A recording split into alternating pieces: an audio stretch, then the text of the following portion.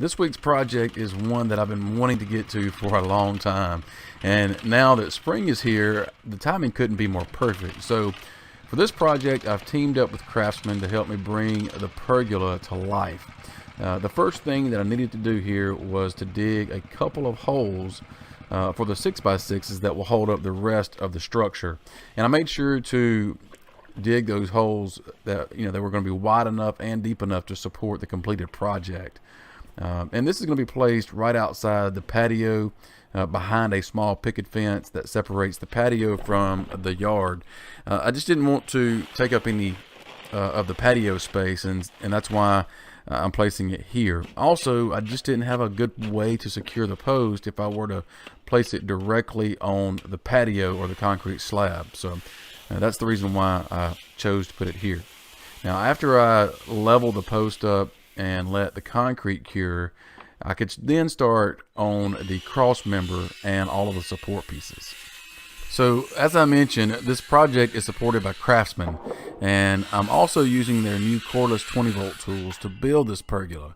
It's just nice to carry the tools outside the shop and into the build location. That way I don't have to worry about cords or any of that mess. So it's really nice having these cordless tools just at an arm's reach. But speaking of the project, between the two main 6x6 posts is going to be a cross member, and from that cross member down to the post are going to be corner braces, and I'll drill through these corner braces with a 3/8 of an inch drill bit, or as in this case, I'm using what I call a bell hanger. It's just a longer drill bit, but it's 3/8 of an inch, and this is going to allow me to insert the bolts that will secure the support pieces to the main post and the cross member itself, and this will secure everything in place.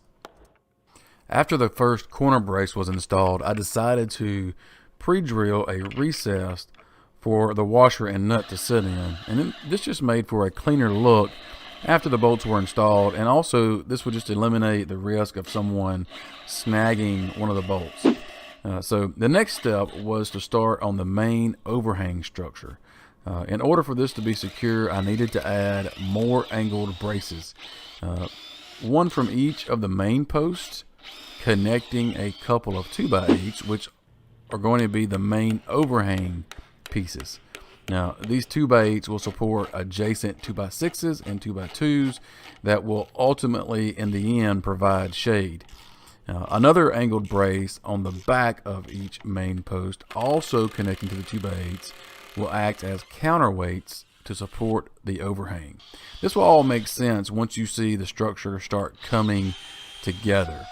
But getting these little corner braces and the bolts in the right location is really an important part of this build, because this is a 2-legged pergola versus a 4-legged pergola.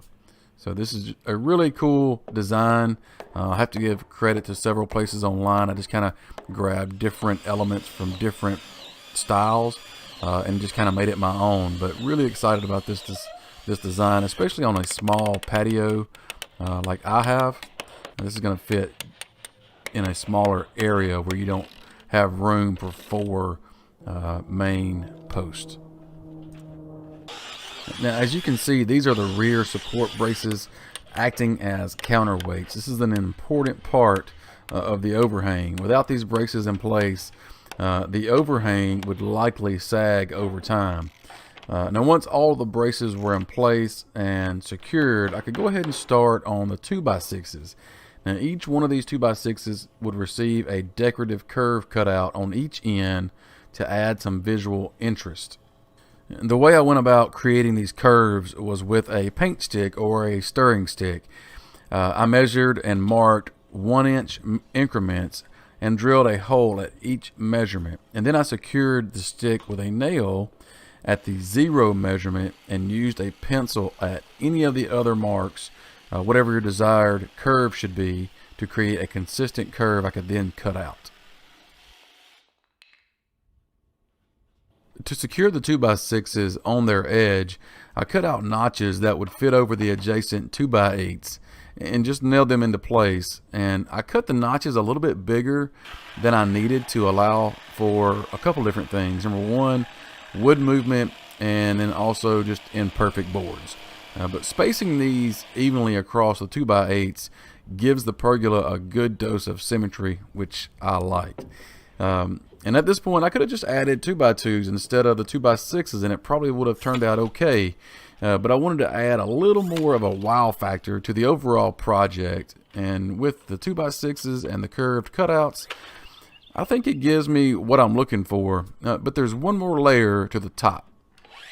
I used my Craftsman battery-operated miter saw to cut each of these at each end at a 45-degree angle, and that was just to create some visual interest. So I would just cut one end, flip it around, and I made sure I was cutting in the right direction because I wanted both angles going in a downward direction on both ends of the pergola. So that was just for, like I said, visual interest. But I placed these evenly across the top of the 2x6s, and I just nailed them directly into the 2x6s through the 2x2s with like a 2-inch brad nail. And that also gave the whole top, or all of the 2x6s that I've already put into place, this really just tied everything together and just really secured everything. The final steps here are to sand away the rough areas, stain it, and add a protective finish. And with that, you can pretty much call this pergola complete.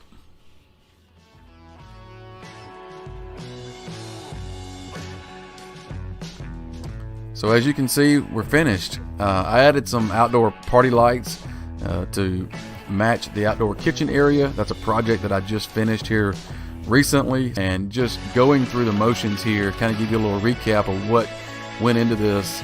You know, it was very doable DIY. I did this by myself. I recommend having someone help you, but you can do this project. This is something that is very rewarding